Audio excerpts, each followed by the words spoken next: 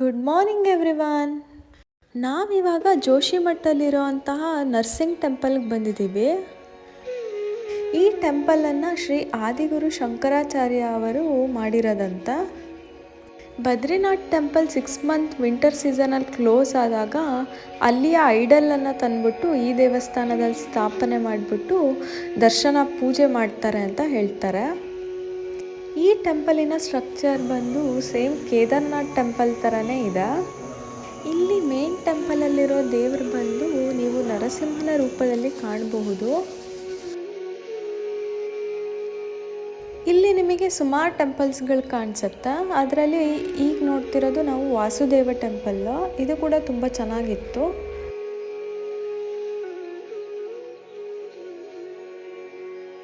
ಹಾಗೆ ಈ ಜಾಗ ಬಂದು ಶ್ರೀ ಆದಿಗುರು ಶಂಕರಾಚಾರ್ಯ ಅವರು ತಪಸ್ಸು ಮಾಡ್ತಿದ್ದಂಥ ಜಾಗ ಅಂತ.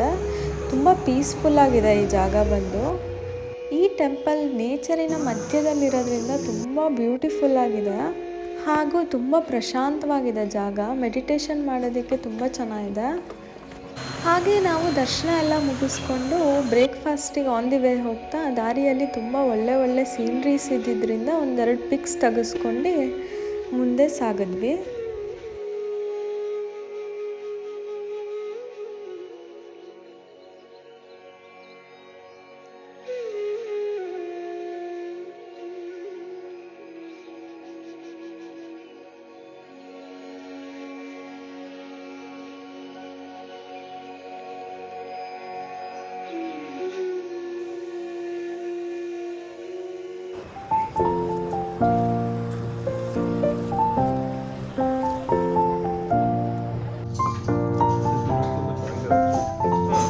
ಹಾಗೆ ನಾವು ಬ್ರೇಕ್ಫಾಸ್ಟ್ ಎಲ್ಲ ಮುಗಿಸ್ಕೊಂಡು ಆನ್ ದಿ ವೇ ನಮಗೆ ಆಂಜನೇಯ ಸ್ವಾಮಿ ಟೆಂಪಲ್ ಸಿಕ್ತು. ಸೊ ಅಲ್ಲಿ ನಾವು ದೇವ್ರ ದರ್ಶನ ಎಲ್ಲ ಮಾಡಿಕೊಂಡು ನೆಕ್ಸ್ಟ್ ನಾವು ಹೊರಟಿದ್ದ ಜಾಗ ಬಂದು ಮಾನಾ ವಿಲೇಜ್.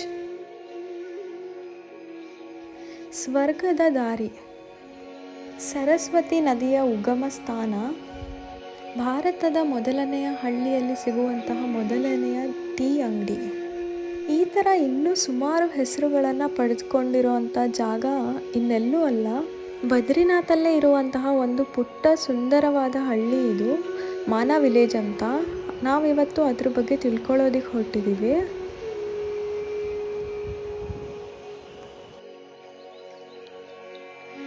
ನಾವು ಗಾಡಿಗಳನ್ನೆಲ್ಲ ಪಾರ್ಕ್ ಮಾಡಿಬಿಟ್ಟು ವಿಲೇಜ್ ಒಳಗೆ ಎಂಟ್ರಿ ಆದ್ವಿ. ಸೊ ಇಲ್ಲಿಂದ ಸ್ಟಾರ್ಟ್ ಆಗುತ್ತೆ ಮಾನಾ ವಿಲೇಜಿನ ಮಾರ್ಕೆಟ್. ಇಲ್ಲಿ ನಿಮಗೆ ಉಲನ್ ಶಾಲ್ ಆಗಿರ್ಬೋದು, ಸ್ವೆಟರ್ಸ್, ಹ್ಯಾಟ್ ಎಲ್ಲ ಉಲನ್ ಬಟ್ಟೆ ಐಟಮ್ಸ್ ಎಲ್ಲ ಸಿಗುತ್ತೆ ನಿಮಗೆ ಮಾರ್ಕೆಟಲ್ಲಿ. ಬೇಕಾದವ್ರು ಪರ್ಚೇಸ್ ಮಾಡ್ಬೋದು. ತುಂಬ ಬಜೆಟ್ ಫ್ರೆಂಡ್ಲಿ ಸಿಗುತ್ತಾ.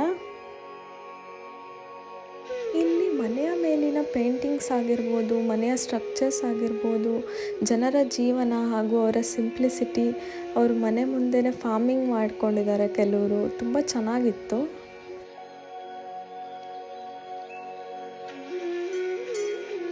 ಮಾನಾ ವಿಲೇಜ್ ಬಂದು ನಿಮಗೆ ಬದ್ರಿನಾಥ್ ಟೆಂಪಲಿಂದ 4-5 ಕಿಲೋಮೀಟರ್ಸ್ ಆಗುತ್ತೆ ಅಷ್ಟೇ. ಬೇಕಾದವರು ನಡ್ಕೊಂಡು ಕೂಡ ಬರ್ಬೋದು, ಇಲ್ಲ ಅಂದರೆ ಶೇರಿಂಗ್ ಜೀಪ್ ಸಿಗುತ್ತೆ, ಅದರಲ್ಲಿ ಕೂಡ ಬರ್ಬೋದು.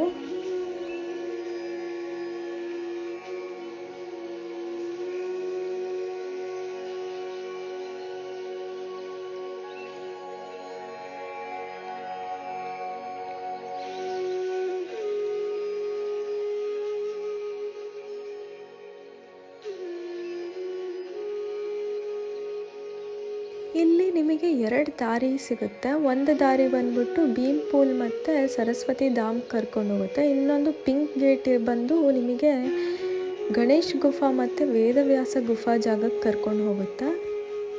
ಸೊ ನಾವು ಫಸ್ಟ್ ವಿಸಿಟ್ ಮಾಡೋಕ್ಕೆ ಬಂದಿರೋದು ಗಣೇಶ್ ಗುಫಾ ಟೆಂಪಲ್ಗೆ. ವೇದವ್ಯಾಸ ಮುನಿಯವರು ಮಹಾಭಾರತದ ರಚನೆ ಮಾಡಿದವರು. ಅವರು ಮಹಾಭಾರತವನ್ನು ಬರಿಬೇಕಾದ್ರೆ ಅವರ ಒಂದು ಸೆಲ್ಫ್ ಎಕ್ಸ್ಪೀರಿಯನ್ಸ್ ಮೇಲೆ ಶ್ಲೋಕ ಮತ್ತು ಲೇಖನಗಳನ್ನು ಅರ್ಥ ಮಾಡ್ಕೊಂಡು ಬರಿಬೇಕಾಗಿತ್ತು. ಬಟ್ ಕೆಲವೊಂದು ಅವರಿಗೆ ಅರ್ಥವಾಗದ ಕಾರಣ ಅವರು ಶ್ರೀ ಬ್ರಹ್ಮಗುರು ಅವರ ಬಳಿ ಹೋಗ್ತಾರೆ. ಆಗ ಬ್ರಹ್ಮ ಅವರು ಹೇಳಿದ ಹಾಗೆ ಅವರು ಶ್ರೀ ಗಣೇಶ ದೇವರ ಒಂದು ಸಹಾಯ ಪಡೆದುಕೊಂಡು ಮಹಾಭಾರತವನ್ನು ಬರೀತಾರೆ ಅಂತ ಹೇಳ್ತಾರೆ. ವೇದವ್ಯಾಸ ಗುಫಾದಲ್ಲಿ ವ್ಯಾಸರು ಮಹಾಭಾರತವನ್ನು ಜೋರಾಗಿ ಓದುತ್ತಾ ಹೋದರೆ, ಗಣೇಶ ಗುಫಾದಲ್ಲಿ ಗಣೇಶನು ಅದನ್ನು ಕೇಳುತ್ತಾ ಕೂತು ಬರೆದಿದ್ದಾರೆ ಅಂತ ಹೇಳಲಾಗುತ್ತದೆ. ಅದು ಎಷ್ಟೊಂದು ಜನರಿಗೆ ಈಗಲೂ ಕೂಡ ಗೊತ್ತಿಲ್ಲ. ಇದು ನಾವು ನೋಡ್ತಿರೋದು India's first tea shop. So ಅದಕ್ಕೋಸ್ಕರ ಇಲ್ಲಿ ನಾವು ಫಸ್ಟ್ ಟೀ ಕುಡಿದ್ವಿ.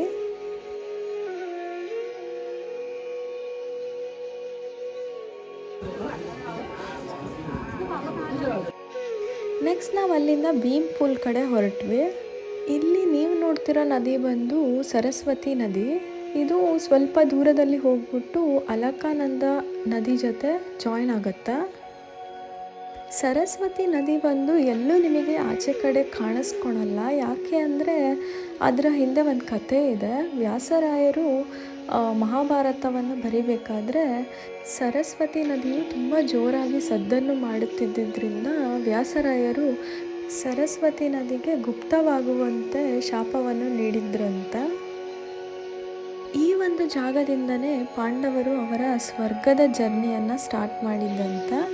ಯುಧಿಷ್ಠಿರ ಒಬ್ಬರನ್ನು ಬಿಟ್ಟು ಪ್ರತಿಯೊಬ್ಬರು ಕೂಡ ಅವರ ಪ್ರಾಣವನ್ನು ತ್ಯಜಿಸಿದಂಥ ಜಾಗ ಅಂತ. ಅವರು ಸ್ವರ್ಗದ ದಾರಿ ಕಡೆ ಹೋಗುವಾಗ ಅವರು ಸರಸ್ವತಿ ನದಿಯನ್ನು ದಾಟಬೇಕಾಗಿರುತ್ತೆ. ಆವಾಗ ಭೀಮನು 2 ಬಂಡೆಗಳನ್ನು ಕೂಡಿಸ್ತಾರಂತ. ಸೊ ಅದಕ್ಕೋಸ್ಕರ ಈ ಜಾಗಕ್ಕೆ ಭೀಮ್ ಪೂಲ್ ಅಂತ ಕರಿತೀವಿ. ಈ ಜಾಗದಿಂದ ನಾವು ಸ್ವಲ್ಪ ಮುಂದೆ ಹೋದ್ವಿ ಅಂದರೆ ಇಂಡಿಯಾ ಚೀನಾ ಬಾರ್ಡರ್ ಕಾಣಿಸುತ್ತೆ. ಹಾಗೆ ನಾವು ಸರಸ್ವತಿ ದೇವಿಯ ಆಶೀರ್ವಾದ ಎಲ್ಲ ಪಡ್ಕೊಂಡು ನೆಕ್ಸ್ಟ್ ನಾವು ರೂಮ್ ಕಡೆ ಹೊರಟ್ವಿ.